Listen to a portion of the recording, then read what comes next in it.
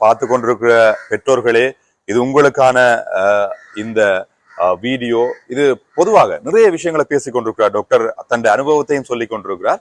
இப்ப பெற்றோர்களுக்கு இது ஒரு முக்கியமான விஷயம். பெற்றோர்களை நீங்க கேட்டுக்கொண்டிருப்பீங்க, கட்டாயம் இதை பாருங்க. சொல்லுங்க டாக்டர். சில பேர் என்ன செய்யறது, தங்களோட பிள்ளைகளுக்கு நல்லதை செய்யறோம். அதாவது சில பேர் பர்த்டே என்றோன்னா பிள்ளைக்கு ஒரு மோட்டார் பைக் கொண்டு வேண்டி கொடுக்குறாங்க.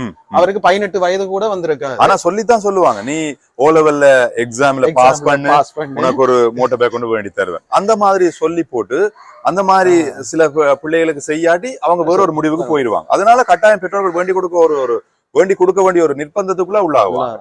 அப்ப அன்றைக்கும் ஒரு பேரன் ஒன்று வேண்டி கொடுத்திருக்கு பர்த்டேக்கு. இவர் முறுக்க தெரியல, கொண்டு போய் முறுக்கி இருக்கு, அடிபட்டு கால் எடுக்க வேண்டியா போய். அண்மையில கூட உங்களுக்கு தெரியும், குருநாகல் பகுதியில பாடசாலை வேன்ல விபத்துக்குள்ளாகி 3 பேர் உயிரிழந்தாங்க. அதே மாதிரி ஏனையின் வீதியில அரச பேருந்தோடு மோட்டார் பைக் கொண்டு ஆக்சிடென்ட் ஆகி அதுலயும் 2 பேர் உயிரிழந்தாங்க. இப்படி நாளுக்கு நாள் வீதி விபத்துகள் அதிகரிச்சு கொண்டே போகுது இல்லையா டாக்டர்? கவர்மெண்டும் இதுக்கு பாரிய நிதியே செய்யுது. அதாவது தடுக்கிறதுக்கான வழிகளை பாக்குது. இத பாபத்துல பாதிப்படைஞ்சு வர்ற பேஷண்ட குணப்படுத்துறாங்க, அவங்களுக்கு புனர்வாழ்வளிக்கிறாங்க.